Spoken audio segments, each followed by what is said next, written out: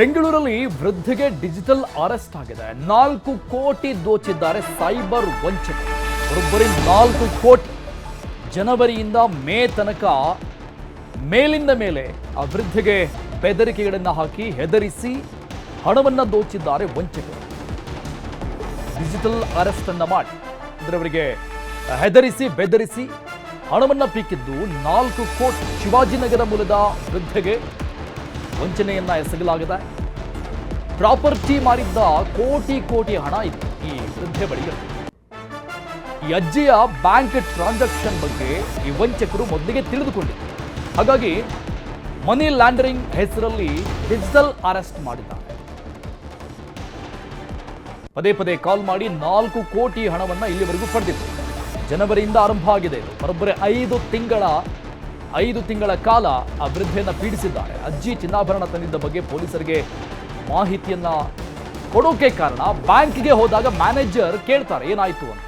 ಈ ಮೂಲಕ ಅಜ್ಜಿ ಹೀಗಾಯ್ತು ಅಂತ ಹೇಳ್ಕೊಂಡಿದ್ದಾರೆ. ಆಗ ಬ್ಯಾಂಕ್ ಅಧಿಕಾರಿ ಮಾಹಿತಿ ಮೇರೆಗೆ ಆ ಸೂಚನೆ ಮೇರೆಗೆ ಕಂಪ್ಲೇಂಟ್ ಆಗಿದೆ. ವೃದ್ಧೆಯಿಂದ ದೂರು ಪಡೆದು ಸಿಸಿಬಿ ಕೇಸನ್ನು ದಾಖಲು ಮಾಡಿಕೊಂಡಿದೆ. ಈಗ ವೃದ್ಧೆ ಲಕ್ಷ್ಮಿ ಅವರನ್ನ ಪೊಲೀಸರು ವಿಚಾರಣೆ ಮಾಡಿದ್ದಾರೆ. 22 ಅಕೌಂಟ್ಗಳಿಗೆ ಹಣ ವರ್ಗಾವಣೆ ಮಾಡಿದ್ದಾರೆ ಖದೀಮರು.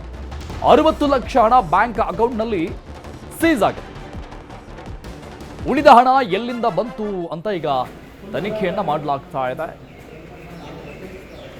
4 ಕೋಟಿ ರೂಪಾಯಿ ಇದುವರೆಗೂ ಅಜ್ಜಿಯಿಂದ ಪೀಕಿರುವಂಥದ್ದು ಈ ಖದೀಮರು.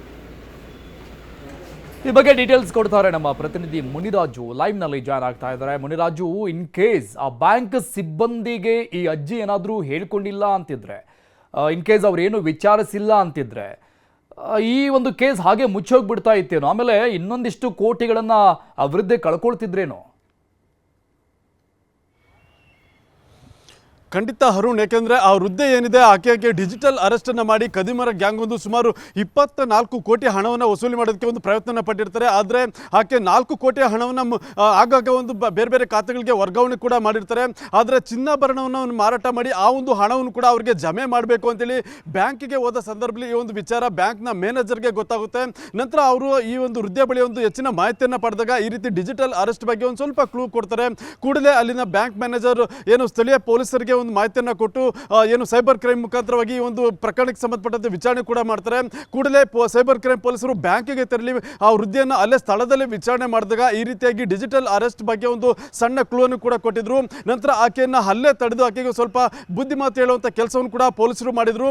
ನಂತರ ಆಕೆಯಿಂದ ದೂರನ್ನು ಪಡೆದ ಬಳಿಕ ಕೂಡಲೇ ಸೈಬರ್ ಕ್ರೈಮ್ ಪೊಲೀಸರು ಆಕ್ಟಿವ್ ಆಗಿ ಈ ಒಂದು ಗ್ಯಾಂಗ್ ಅನ್ನ ಈಗ ಪತ್ತೆ ಕೂಡ ಮಾಡಿದ್ದಾರೆ. ಏನು ಆ ವೃದ್ಧ ಮಹಿಳೆ ಏನಿದ್ರೆ ಆಕೆ ಹೆಸರು ಲಕ್ಷ್ಮಿ ಅಂತೇಳಿ, ಏನು ಇದು ಇಂಡಿಯನ್ ಎಕ್ಸ್ಪ್ರೆಸ್ ಬಳಿ ಇರುವಂಥ ಒಂದು ಪಕ್ಕದಲ್ಲಿ ಆಕೆ ಮನೆ ಕೂಡ ಇದೆ. ಜಮೀನು ಮಾರಾಟ ಮಾಡಿದಂಥ ಒಂದು ದೊಡ್ಡ ಮಟ್ಟದ ಹಣ ಕೂಡ ಆಕೆ ಬಳಿ ಇತ್ತು. ಸುಮಾರು 24 ಕೋಟಿ ಹಣ ಆಕೆ ಬಳಿ ಇರುವಂಥ ಮಾಹಿತಿ ಕೂಡ ಈ ಒಂದು ಗ್ಯಾಂಗ್ಗೆ ಗೊತ್ತಾಗುತ್ತೆ.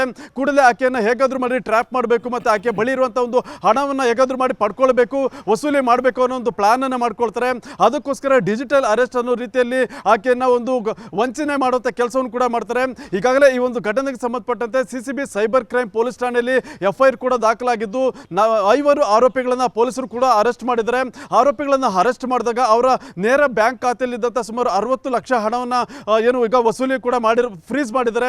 ಇನ್ನು ಉಳಿದಂಥ ಏನು ದೊಡ್ಡ ಮಟ್ಟದ ಹಣ ಕೂಡ ಟ್ರಾನ್ಸಾಕ್ಷನ್ ಆಗಿರೋದ್ರ ಬಗ್ಗೆ ಮಾಹಿತಿ ಕೂಡ ಇದೆ. ಆ ಒಂದು ಹಣವನ್ನು ಬೇರೆ 22 ಖಾತೆಗಳಿಗೆ ಕೂಡ ಅವರು ವರ್ಗಾವಣೆ ಕೂಡ ಮಾಡಿರೋದು ಕೂಡ ಗೊತ್ತಾಗಿದೆ. ಆದ್ದರಿಂದ ಆ ಒಂದು ಖಾತೆಗಳನ್ನು ಪತ್ತೆ ಮಾಡಬೇಕು ಮತ್ತು ಹಣ ಎಲ್ಲಿದೆ ಅನ್ನೋದ್ರ ಬಗ್ಗೆ ತನಿಖೆಯನ್ನು ಕೂಡ ಈಗ ಸಿಸಿಬಿ ಸೈಬರ್ ಕ್ರೈಮ್ ಪೊಲೀಸರು ಮಾಡ್ತಾ ಇದ್ದಾರೆ. Arun, thank you Muniraju ಡೀಟೇಲ್ಸ್ಗೆ.